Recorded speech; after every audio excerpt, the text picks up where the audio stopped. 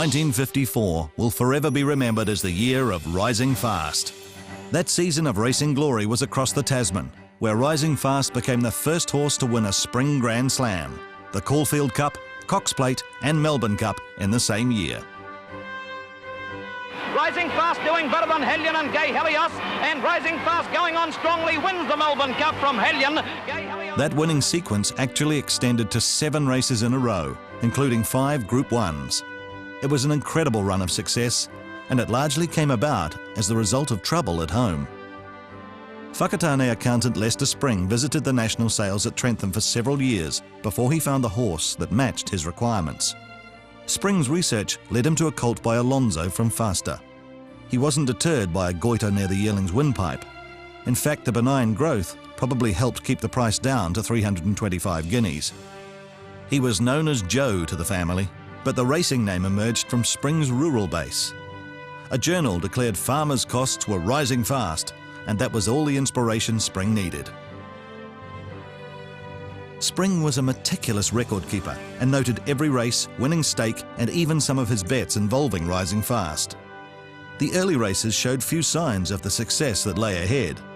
Rising Fast was gelded, and then an injury sidelined him for several months. Just as the potential started to emerge in late 1953, Rising Fast ran into trouble in the Te Awamutu Cup, finishing 13th out of 18 in the hands of a young rider. The trainer and jockey were suspended for not allowing Rising Fast to be ridden on his merits. Grenville Hughes took the mount in the next race at Paeroa, and Rising Fast seemed to have redeemed himself with an easy win.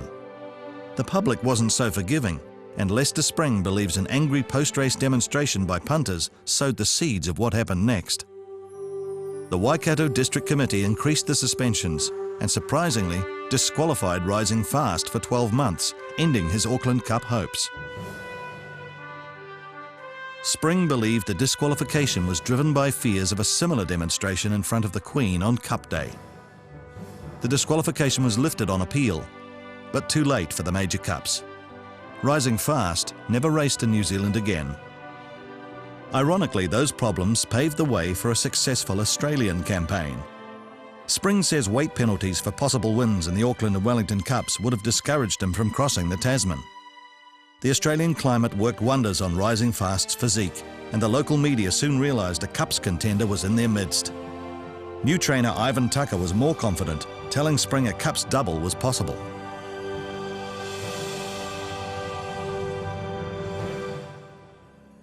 The first leg of the Spring Grand Slam was the Caulfield Cup, and the headlines reflected Australia's admiration.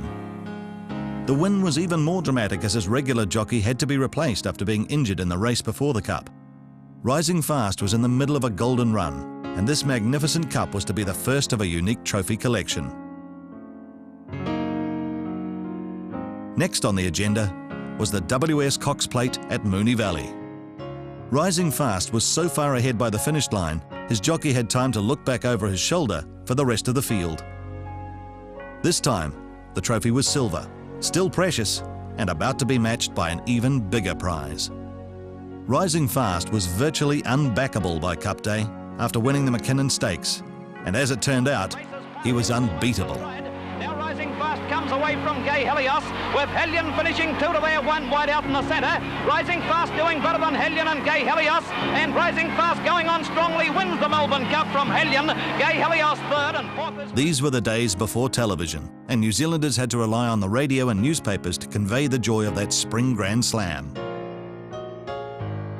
Just to round out a phenomenal carnival, Rising Fast won the Fisher Plate to take his stakes earnings in Australia to £33,000. The addition of the Melbourne Cup rounded out an impressive trophy collection.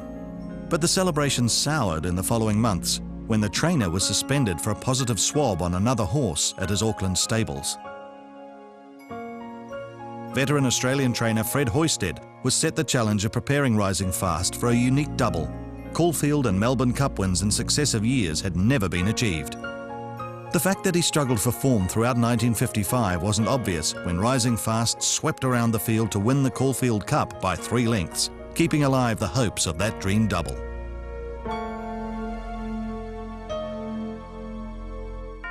A shocking performance in the Cox Plate raised questions with officials, but the public was inspired by his second win in the McKinnon Stakes, and by the time he lined up for the Melbourne Cup, he was 2-1 favourite, despite carrying 10 stone. But now Williamson calls on the top weight, and Rising Fast is straining every muscle. Under the whip, Toporoa's holding him at bay. Williamson riding desperately on Rising Fast, but he can't make it, and it's Toporoa's cut. It's Toporoa first, Rising Fast second, Sir William third. So the dream of a unique place in racing history was shattered by Toporoa, another New Zealand horse carrying 34 pounds less. Rising Fast was buffeted throughout the 2 miles and finally had to deal with Toporoa shifting out in the final run home. There was no protest, but the stewards handed a heavy penalty to the winning jockey for failing to take corrective action. Another Melbourne Cup tilt in 1956 was unsuccessful, and Rising Fast was retired after 65 races for 24 wins, 17 seconds and 2/3. His stakes winnings of £66,765 were a record at the time. Rising Fast was sent to the family farm in Te Awamutu, where he lived the good life, occasionally getting into mischief for demolishing the flower beds. Australians retained a special affection for Rising Fast. This group made a pilgrimage in 1970, and Christmas cards continued to arrive years after his last race. It was only natural then that Rising Fast was inducted into the Australian Racing Hall of Fame with the citation as one of the greatest gallopers ever to grace the Australian turf. Rising Fast passed away at 28, leaving a legacy of an exceptional record and a glittering trophy collection that only the most optimistic owners could ever hope to match.